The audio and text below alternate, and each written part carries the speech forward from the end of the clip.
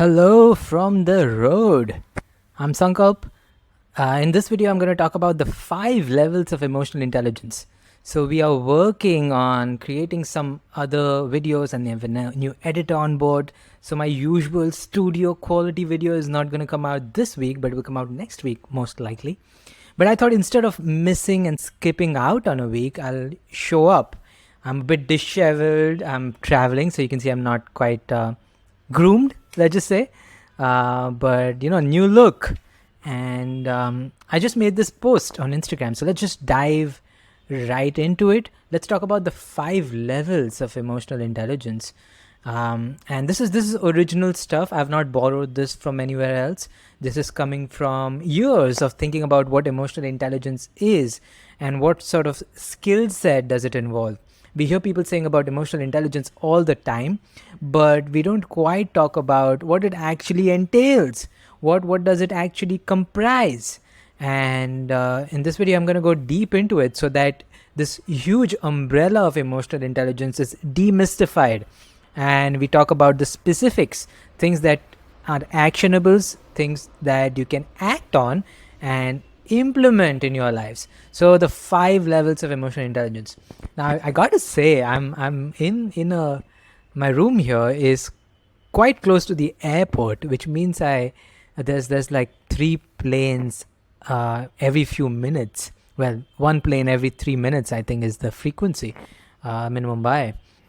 So if that happens, I'm sorry. We'll see how the recording turns out. It's also a new microphone. It's just all a bit clumsy, so bear with me. It's a bit live streaming sort of a setup here. So okay, let's talk about emotional intelligence. That's what you're here for, I guess. And if you're listening to this video, then you probably are not new to my channel. You probably have been here, because who else watches this quality of a video? No, I'm kidding. Right. So I think emotional intelligence can be broken down into these 5 levels that you see on the screen right now. The first level is I call social, and these levels go from the most external to the most internal. So the first level is the social level, in which I've listed some skills like empathy, listening, starting new conversations, keeping relationships. So one is the start of new connections, the other is the maintenance of relationships.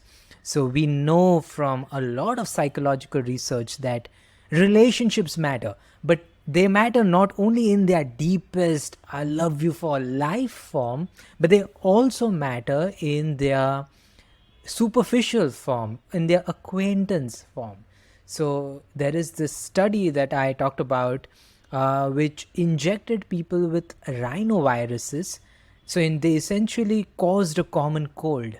And what they found was people who had a higher social network, a larger social network rather, they were less susceptible to it. So the symptoms of cold less, and they were also less contagious. So it's not just the depth of relationships. I mean, we know a lot about the depth of relationships also. It's the single best predictor of happiness there is, but we also know about just the superficial relationships, and they matter as well. The second level that I talked about was physiological level. And now this is getting more and more personal and more individual. So this involves things like dance and movement and exercise and nutrition and supplements and fasting.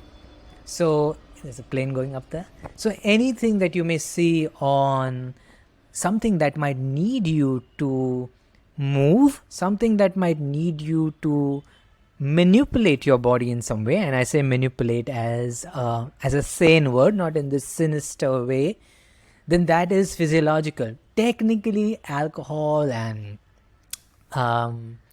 drugs of various shapes and forms also are in the physiological level, but I don't think they are necessarily intelligent, because there's not an emotionally intelligent behavior to consume drugs, because they might take something on the back end. Like they might give you a lot of pleasure on the front end, but they might take something on the back end. And so that's a choice that you have to make for yourself. But technically, it's the level of it is the physiological level, the way it manipulates or tampers with your emotions. The next category here is thoughts and beliefs. And these are a lot of core beliefs which you might have heard in CBT. I made a video on the various styles of therapy, and CBT, cognitive behavioral therapy, operates on the levels of thoughts and beliefs. And I don't know if you can see my cursor here, but this is where I'm at. So, core beliefs: self-esteem, identity, logic, reason, philosophy, all of that are in the category of thoughts and beliefs. And you can work on your emotional intelligence by working on thoughts and beliefs. The next one are feelings. And so underneath the layer of cognition, underneath the layer of thinking, underneath the layer of philosophy is the level of raw feelings. Have you ever wanted people to be with you and just sit with you? But the moment they start saying something that's like solutions, or they start proposing certain reasons for why you're feeling the way you are, you get a bit annoyed. Have you ever had that? Have you ever just wanted for someone to be with you and just sit by your side and not worry about the contents? You just want them to listen you out. And if that, then you're operating on the level of feelings and they are operating on the level of thoughts, and that's the mismatch there. What you may need in that moment is feelings, the support on feelings. So it is possible to talk about feelings directly. It's possible to work on your emotional intelligence at the level of feelings directly. So self-compassion, mood journaling, body scanning. If you don't know what that is, you close your eyes and you essentially scan various parts of your body for the various sensations that you feel. So let's say I'm in a state of anger.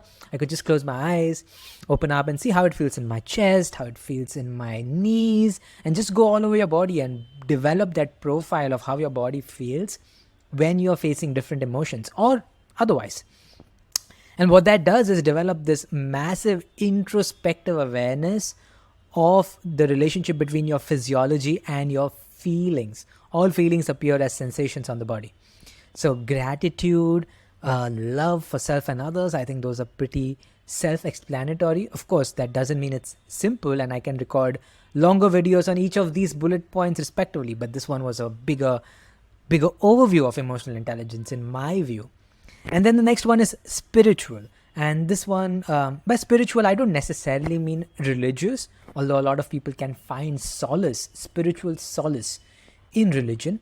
And if that is you, good for you. But it can be separated from religion as well. It can exist on its own. And when I speak of the spiritual level, I'm speaking of fundamentally how the mind works in its deepest capacities. And fundamentally letting go means not giving up on this sense of control that we have over the world, this cosmic sense of purpose, beliefs around higher power, God, nature of self, etc. This is the advanced, well, I wouldn't say it's advanced, it's like the deepest layer of emotional intelligence, and something that is not to be ignored. And of course, when I mean God, it could mean religious, but it could also mean, the way the universe works, the way the nature works. So these are the 5 levels of emotional intelligence. If you want to improve our emotional intelligence, we have to work on these skills, and we have to work on all of these levels.